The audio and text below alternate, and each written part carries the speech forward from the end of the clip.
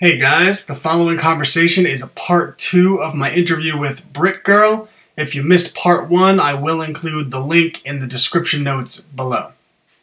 The problem we face here though is our two-party system, same as yours, but ours is, we have alternative parties like UKIP who would deal with the problems we've got, but they just don't get a chance. They're never going to get into power because everyone's so terrified of letting Labour or the Liberals in that they have to vote for the Conservatives to keep Labour out. Yeah. So we have no option.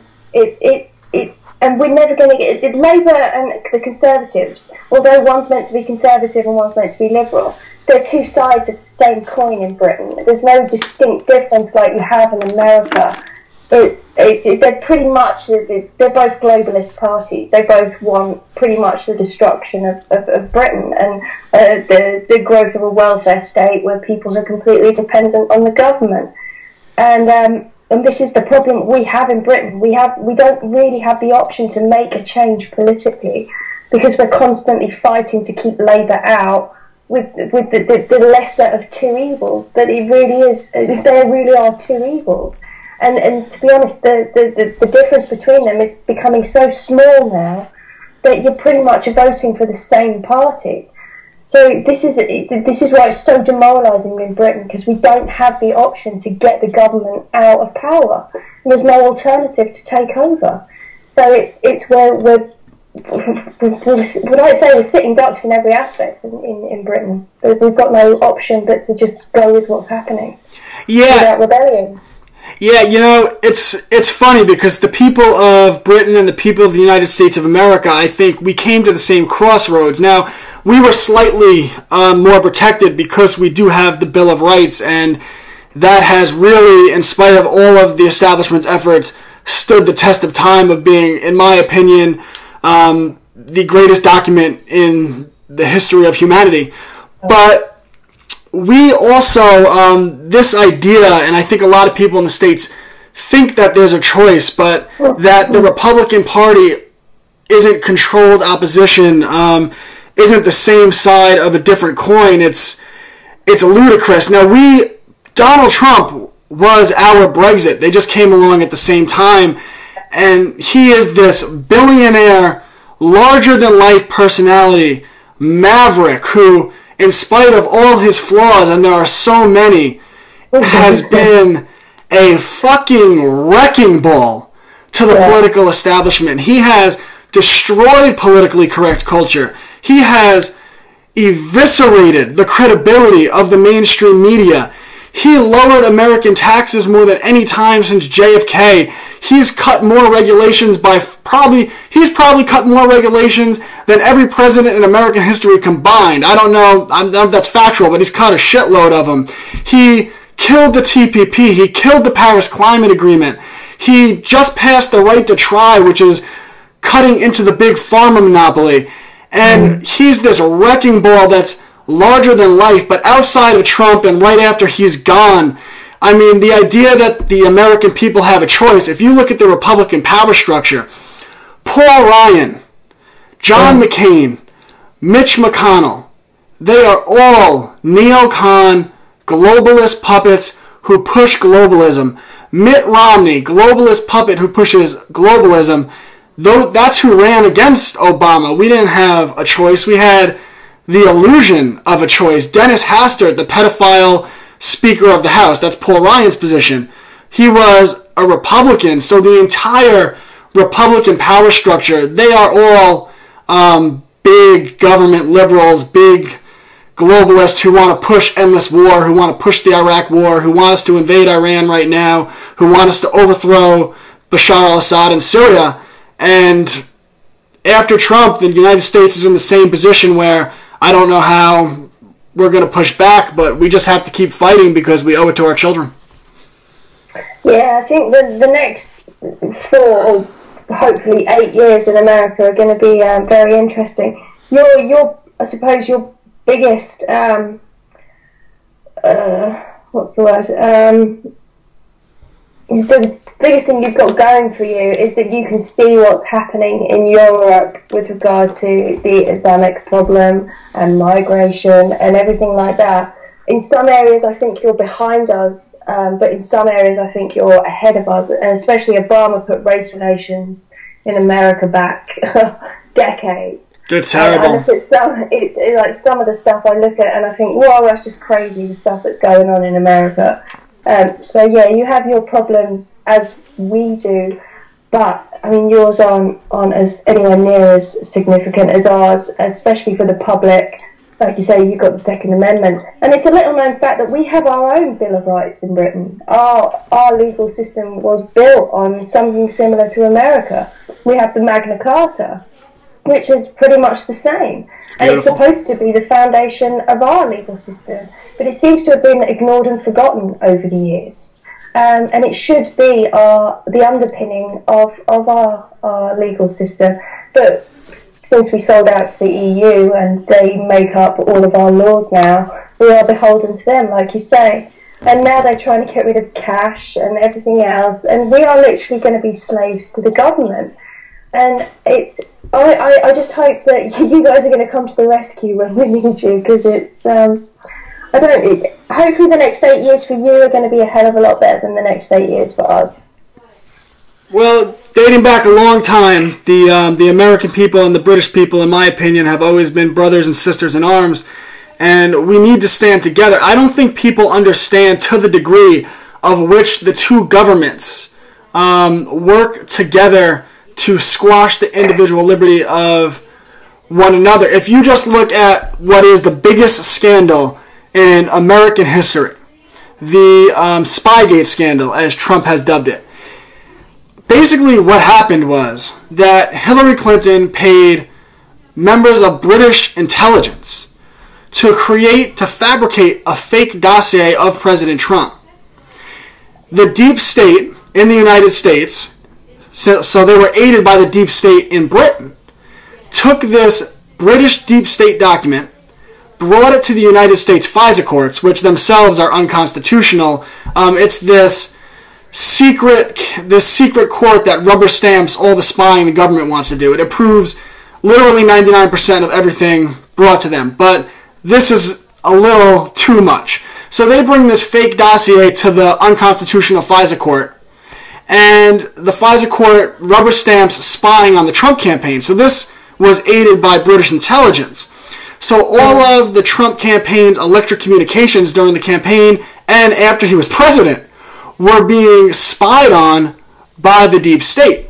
And as it turns out, this guy, Stephen Halpern, also tied to British intelligence, was hooked up with the American deep state, and this guy who was tied to British intelligence infiltrated the Trump campaign and spied on it for the deep state. So the two governments are very much intertwined in how they suppress the populations of both countries. Just look at how the Five Eyes operate. Edward Snowden points to this all the time. So in the United States of America, it's unconstitutional for the government to spy on the American people. Now they do it anyway because they're a bunch of fuckbags who don't follow the Constitution.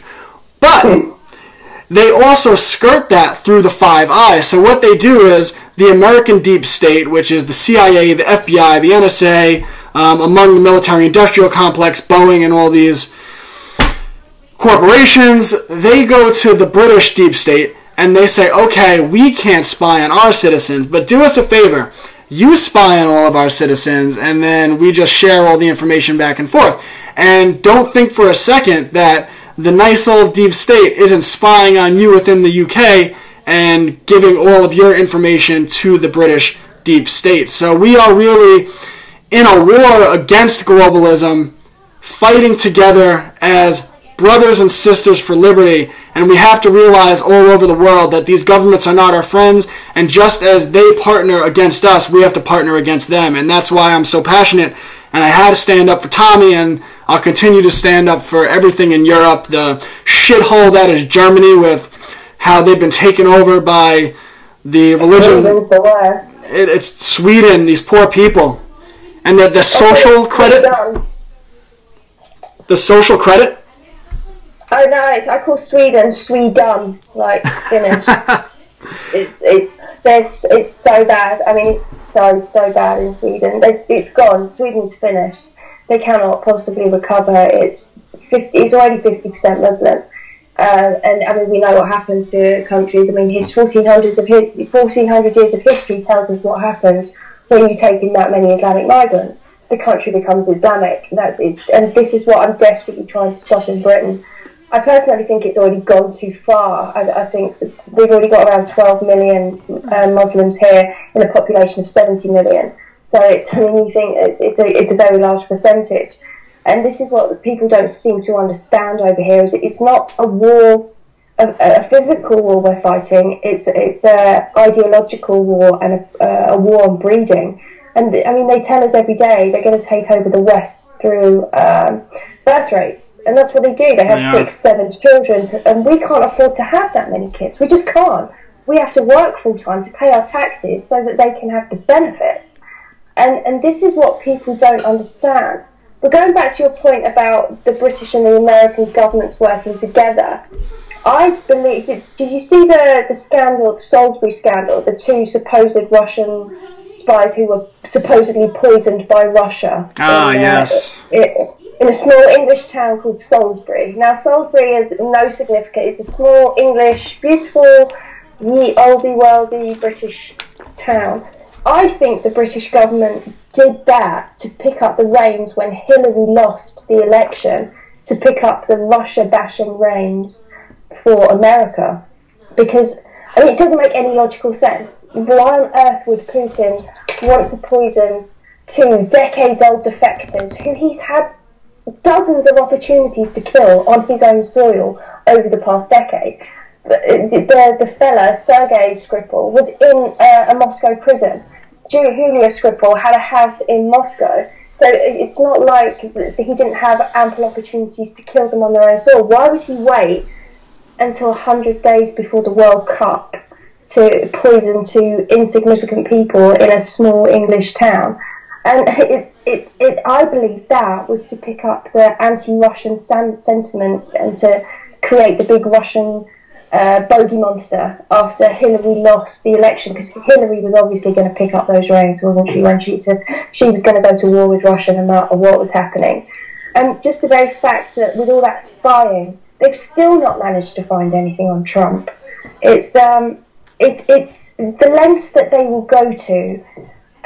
They know no bounds. Isn't that a great advertisement? Yeah. That's amazing. Yeah, I know. All that, and they still never managed to find anything.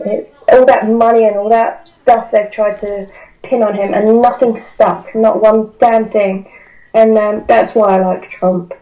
Because he might say a lot of shit, and he might occasionally sound like he's thick as 2 short planks. But you know where you stand with him. He just says it how it is. He's got no skeletons in his closet, be it grab her in the pussy or whatever else he has to say. He's just out there. He says what he means, and you're not worried about whether he's being insidious behind your back. Whereas with Hillary, that's all you're going to get, and that's all we get with Theresa May and Merkel and Macron. All across Europe, these are the people who are guiding our futures, and they're all like Hillary Clinton. And we're battling several Hillarys, and we don't have a Trump. That's our biggest worry over here. We need a Trump.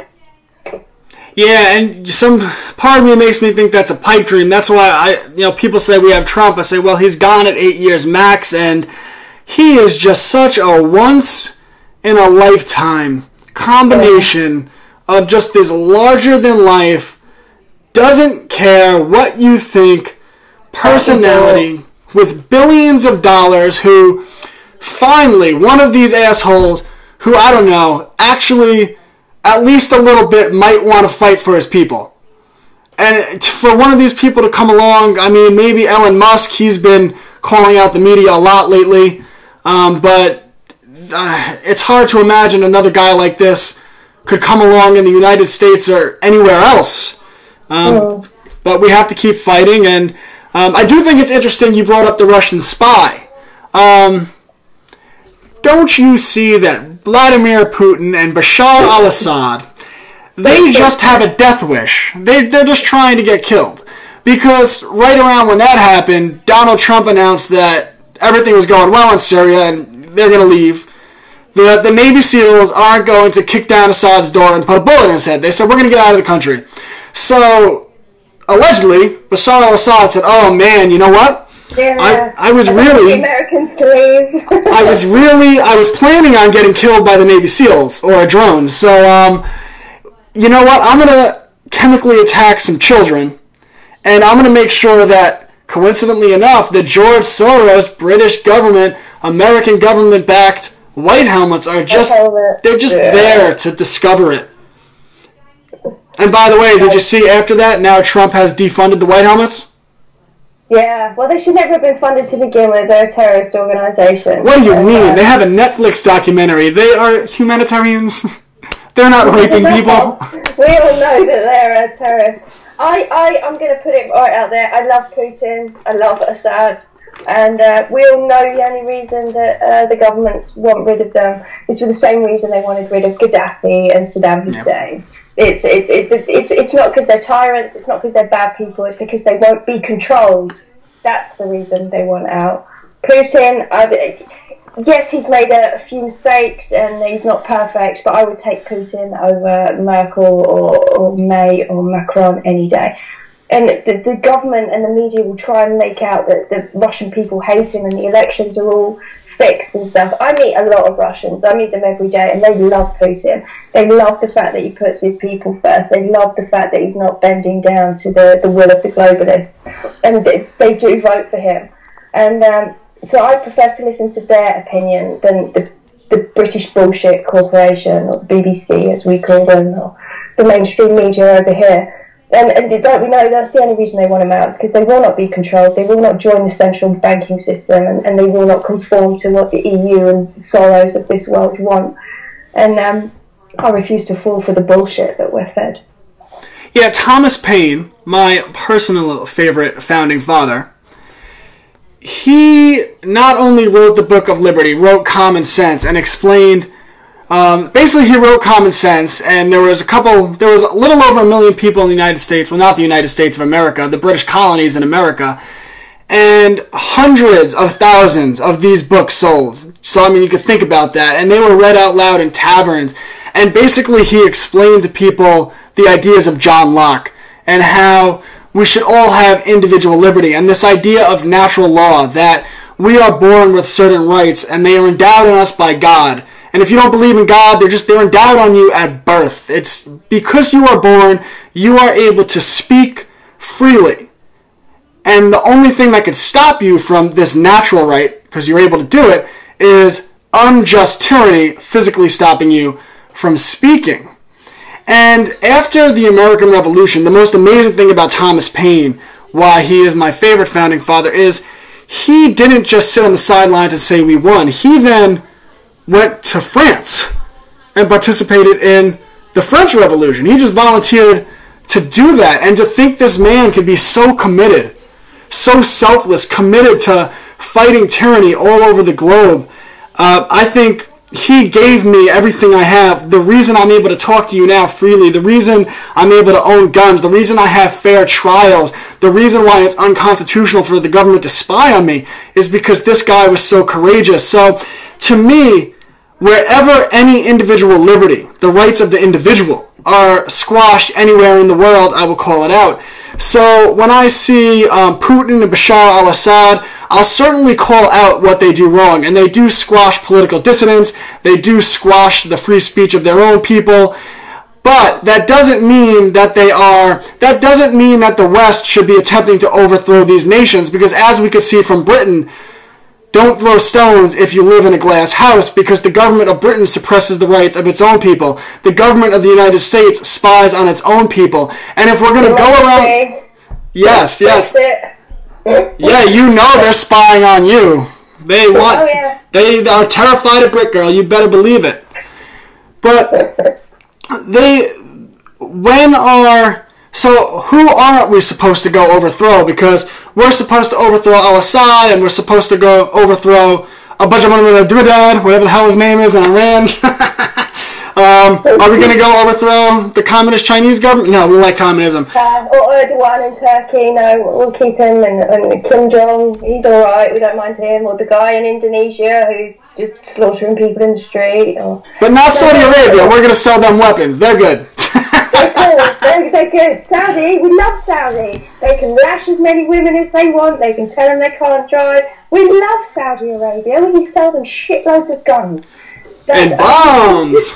The hypocrisy of them saying that Putin and Assad are bad whilst simultaneously being the biggest hypocrites is...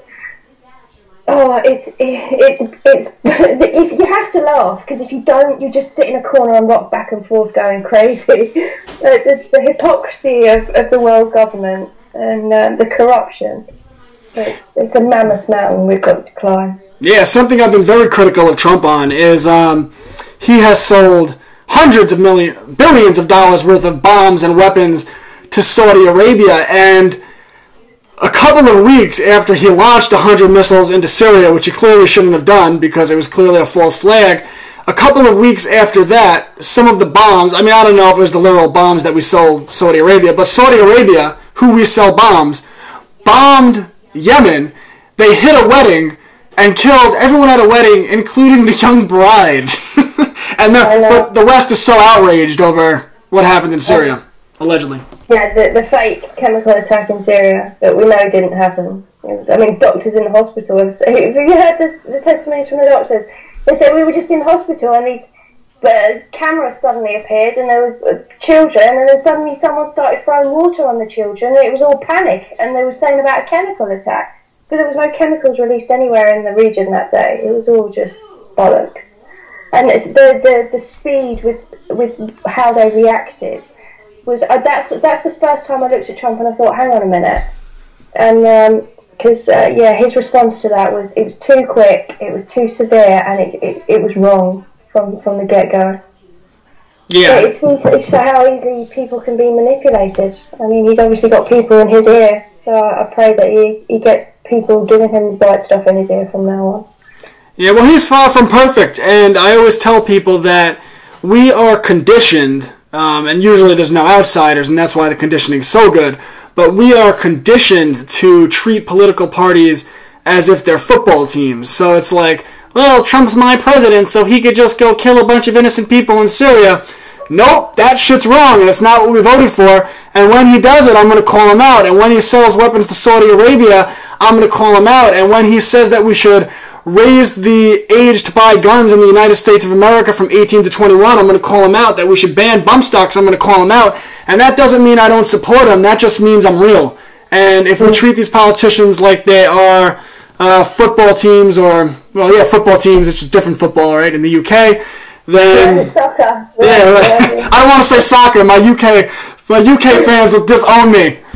I have a good friend of mine who's... Footy. We call it footy. Yeah, I have a good friend of mine. He was over last week. He grew up in London, and I guess there's the championship match, Manchester United and Liverpool. So he had it on, and I'm sitting there. I was like, "Oh yeah, you want me to put on the soccer game?" And I don't want you to put on the soccer game. That's a total British accent. Yeah, hey, you fucking idiots! I was like, "Oh, sorry." Football. Yeah, it's football, footy. Yeah, they go nuts for it over here. It's like a religion, football over here. So it's yeah, let's make freedom a religion. Yeah, it's a bit. I mean, it is like a religion, and you get just as many radicals and fanatics. We have like proper football hooliganism over here. Not so much now, but about 10 years ago, it was really bad. They used to meet up before matches and have fights and stuff. It was, did they ban Tommy Robinson from football games? Yeah. These people, man. These fucking tyrants. That's amazing. The goal of these people. Just ban all the things now. Everything's got to be banned. Ban everything now. You know, it's amazing because they sell this shit as being cool to young people. Because it's so cool to always have the state be your mommy and daddy. It's so cool to have the state tell you what you can and can't do. You can't say that. Mommy said it. Well, eventually you got to grow up and say, Mommy, I'm going to do whatever I want. But these progressives, these social justice warriors, they're like, no, I don't ever want to move out of my parents' house. I'm going to live here till I'm 45. Well, this is the thing. I think part of the problem we have with them, I hate to say millennial because I'm technically a millennial. Ugh, me too. It's embarrassing. But the millennial generation is the phenomenon of the teenager. There was never a teenager when we were kids. When you hit 16, you either did A-levels or you got a job. There was no option to sit about all day being unemployed, smoking weed. And when you were 18, that was it. You were off. See you later. Kick out the house and go and find your own way in this world. Get a job. Go and see the world. I travelled. I lived in France. I lived in Greece. I lived in Spain. I speak 4 languages. But now, like, these kids, if they don't go to university, they leave school and then they just stay at their parents till they're like 25. They don't know how to do anything. They don't know how to operate a life. They don't know how to run a home or budget or get a job or write a CV or anything. They're just completely inept. And then we wonder why they then turn to things like Antifa, because while they're sitting stewing in their bedroom having a wank into a sock, they get some sort of purpose from this fascist group who's telling them, come on, we can get loads of shit for free off the government if we just riot. And that's how they get dragged into it. But this phenomenon of the teenager, which has only really been the last 20 years, I think this is what it's retarding children. It's retarding society by keeping them dependent, first of all, on their parents and then on the government. There's no self-responsibility. There's no personal responsibility. Nobody has to take any responsibility for their own life anymore. If you're fat, it's McDonald's fault. If your kid's an idiot, it's the school's fault. If they're unruly, it's because they've got ADHD. Nothing to do with the fact they're drinking sugar, Coke and eating Skittles for breakfast. No, it's not that. They've got ADHD. Put them on Ritalin. And then Big Pharma comes to drug them. Yeah, and they do. They go on all these drugs and then they end up growing up with brains that have been, completely altered by these chemicals they've been taken from the age of 6 or 7. And if this is a systematic attempt by the government to basically destroy any and all brain cells within society. They don't want people to be smart and self-reliant. They want people to be idiots and dependent on the government, easily controlled. But I'm not having that. I've got my daughter and a stepdaughter, and they're both being taught to free think. And I said to my little girl the other day, what should we put on the telly? And she's 6. She said, don't put the BBC on, it's full of crap. But I have to spend my weekends undoing the indoctrination of my stepdaughter, who's 13, and she's been taught all the trans shit and all that sort of rubbish in school. So then I have to spend my weekends undoing all that and showing her actual facts and statistics and things that are relevant, and not just teaching her about people's feelings. And it's a real effort. But you think that's just one kid. The rest of them, 1,000 children in this school who are going to grow up with this indoctrination. And it's such an uphill battle to fight. But yeah, my kids will not be indoctrinated with this liberal crap that they're teaching nowadays. I'm hoping the pendulum swings the other way, because they say that Gen Z are going to be the most conservative for generations, aren't they? They are rebelling against liberal indoctrination. They're fed up of being told what they can say, what they can do, and they're turning to conservatism in their droves. So I'm hoping that pendulum's going to start to swing to the right now, and we're going to start correcting the mistakes that have happened in society.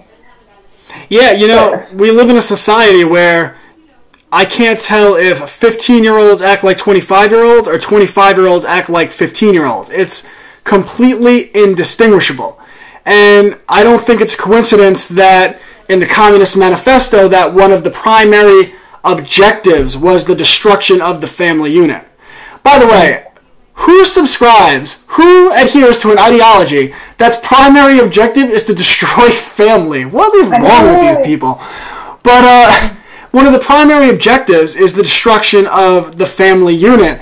And I think they've done that through the education system, and they've done that through pushing this radical version of feminism, in which they teach women that it is somehow being oppressed to have a family, to get married, and to have children, but it's completely liberating to take on $200,000 of debt. Not that there's anything wrong with someone getting a career, I don't think that, but it's completely liberating to take on $200,000 of debt working for a corporation for 40 years that doesn't appreciate you, never seeing your family, pushing having a family off until your 30s so that you might be infertile by the time you decide to have children, and even if you do, there's not parents there in the home to raise them.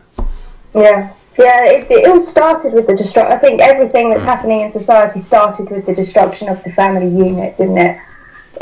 Feminism and Marxism, but feminism predominantly taking the women out of the home by marketing it as liberating women and letting them have their own income. It was actually just a way to tax women and to get them out of the house and to start destroy the family unit.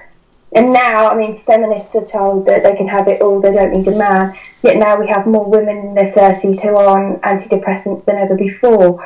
Single women who are utterly depressed and miserable in their lives. And this is what we're teaching. And MGTOW, this men go in their own way. Because women have become so toxic and so hateful that and I can understand why men do it. I genuinely can. Because I'm not ignorant to... I can't understand. I love the ladies. Women, I mean, I look at some women and I'm embarrassed. I mean, I'm genuinely embarrassed to be a woman when I look at these blue hair, fat women who say that you can't fat shame them, and I look at them and I just think, you're not women, you're harpies, you're angry, man-hating troglodytes. They're not women, and there's nothing feminist about what they're doing. They're just trying to cause division in society and hatred. They don't stand for women, because if they stood for women, they would be shouting bloody murder against Sharia and FGM and forced marriage and everything that happens within Islam, their new best friend. The alliance between left and Islam is one of convenience, and this is how they're defeating society, because they've aligned themselves together, because at the moment they have one goal, which is the similar goal, which is to destroy Western society. But feminism and the destruction of the family and emasculating men, this has all been part of the destruction of society. But I think that it started with feminism and the destruction of the family, the nuclear family, and the pushing of the LGBT agenda and trans and making anyone who's a cisgendered white straight person their enemy. And I'm quite happy to be a white cis. Don't you know that I've been oppressing everyone? Oh yeah, I oppress everyone all the time. I don't even know, what does cis even stand for? Do you even know? I don't know. I can't even be bothered to Google it. That's how insignificant it is. Since we started this conversation, there's been 75 new genders created. Oh yeah. Can't keep up with that shit. I know, I'm not interested. You X, female, which one is it? Y chromosome, you're a male, no Y chromosome, you're a female. That's the extent of my wanting to expand on this. That's it. If you've got a penis, you're a man. If you've got a vagina, you're a woman. That's it. It must be 2018. Oh boy. I'd love to. Can we just go back to the 80s? For me, that was the golden age. Yeah. We could go back right to 1984. We're here. Yeah, I was thinking more like 86. That was a good year for me. It's a good year. You know, you take this this feminism, and it's so ironic that these feminists, they complain about alleged rape culture and how men treat them, and bullshit. They complain about bullshit, basically. Well, lies. Yeah, it's funny because they don't understand that before feminism, women were empowered because sexuality is power. And before the feminists convinced young women that the way to go about their lives and achieve happiness was promiscuity, which of course too much promiscuity is going to lead to being sad because there's not the fulfillment of an emotional connection to someone. And I don't think just as a woman, men crave that too. I value my relationship with my wife more than anything. She is the fuel that empowers me to do everything I do in life, and she's makes my life worth living. But they taught these young girls that you need to be promiscuous, and because of that, the culture changed to a point where it used to be a cultural expectation that a man, when he was still relatively young, would marry a woman when she was young, and in marrying a woman they would have children, and this would force men to grow up earlier so that there wouldn't be this extended adolescence. But because that cultural expectation changed, because this feminist push, because promiscuity became prevalent, the culture changed and the incentive for men to respect women changed, because men want sex just like women want sex, but in order to get sex in the past, you had to take women on dates and maybe know them for a while, maybe not get married, but maybe just date them for a while, show them that you're a good person, and then after a few months you could start having sex. We don't even have to put the marriage into it. But now, young men, they could just go to the bar any night, pick up any woman, have sex, go out drunk, have none of the responsibilities of being in a relationship. Why would they grow up, and why would they treat you with respect when you're not respecting your own sexuality? Exactly. Yeah, we've taken that away. And just the whole destruction of relationships, turning love and commitment and monogamy into dirty things, into bad things. Now it's all about being free and sleeping with who you want and experimenting, and that's supposed to be fulfilling. Well, we know it's not fulfilling, because we've now got more people than ever depressed. We've got more people on antidepressants. We've got more people committing suicide. Society is falling apart. Society is broken. People are broken. And it all stems down to relationships and the traditional gender roles of men and women. It's okay that women bake cakes and look after children. That's what we were designed to do. It's okay that men do all their heavy lifting and the jobs and the work, and they go out and earn a living, because that's what they're meant to do. They're meant to provide. Women are meant to nurture. And with the destruction of traditional gender roles has come the destruction of society. Men and women are meant to complement each other. Men can do things that women can't, and women can do things that men can't, and that's how it's supposed to be. But all this blurring of gender roles, and men becoming women and women becoming men, and the gay this and trans that and bi this, it's skewed traditional genders, and society only thrives and works when men and women play their biological parts. And they're not playing their biological parts anymore. So society is stagnated and it's going backwards, because people don't know who they are anymore. Because people don't have a clear guidance. They don't know what they're supposed to do. It's by giving everyone the right to do whatever they want. People don't know what it is they actually want anymore. There's no structure. There's no guidance. It's you can't just allow everyone to do whatever they want in society and expect it to flourish. It doesn't work like that. And by destroying men and women, we've destroyed society. So I will happily stay at home and bake cakes and be pregnant and have babies, because that's what I'm designed to be. And no amount of feminists are going to tell me that that's wrong, that me wanting to be a woman is a bad thing. I think it's a bad thing that women have been encouraged to not be women. And that's what makes me sad, is that the destruction of man and woman is an ongoing thing, and it really is destroying society, and people can't see it. They think this liberation is great for society. It's not. It's destroying it, and it's breaking men and it's breaking women, and it needs to stop, really. Yeah, I think you put it well. I think society is at its strongest point when the masculine and the feminine work together. But on that note, I think I've had so much fun with this conversation, and if for everyone out there, if you could please support Brit Girl on Patreon. I know doing this takes a tremendous amount of time and effort and a tremendous amount of risk to yourself and your family. So for as little as $1 a month, you could really help her out. And if you do the same for me, I'd really appreciate that. And I did check out some of your videos. I know you were doing something with bears for charity, maybe? Maria's, yeah, I'll show you it here. It's a charity called Maria's, which is Mothers Against Radical Islam and Sharia. It's run by an incredible woman called Tony Bugle, and she actually helps women who are either victims of the grooming gangs or Muslim women who've been forced into marriages. She actually helps them to escape. She gets them out, and she gets them to safety, and she gets them counselling, and she helps them to start their lives again. And on the 20th of August, we have a massive march in London. And this is mums and women and grands and nieces and sisters. And we're trying to get women involved in the movement now. We're trying to appeal to them, because the men are out, but the women are underrepresented, and that's why we need them. And this march is for all the victims. You can see mine says Bradford. Bradford is my hometown. This is where I live, and this is where one of the grooming gang scandals has come out. Thousands of girls in Bradford have been raped.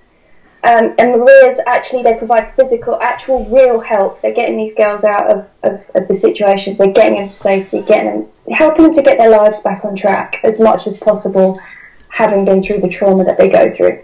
So we have these bears. You can either buy them or sponsor them. You sponsor a bear that's going to be carried on the day. We've got big bears.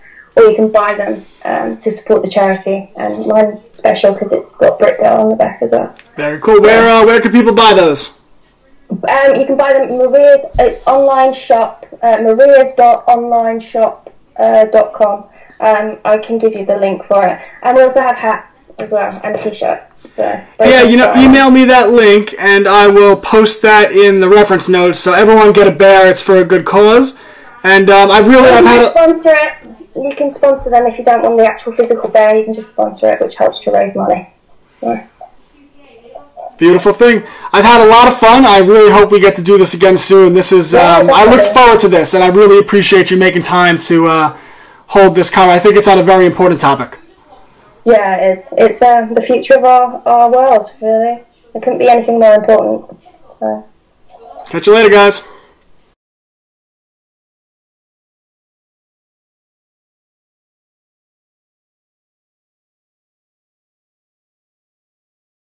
Join the revolution and fight back against tyranny for as little as $1 monthly at patreon.com.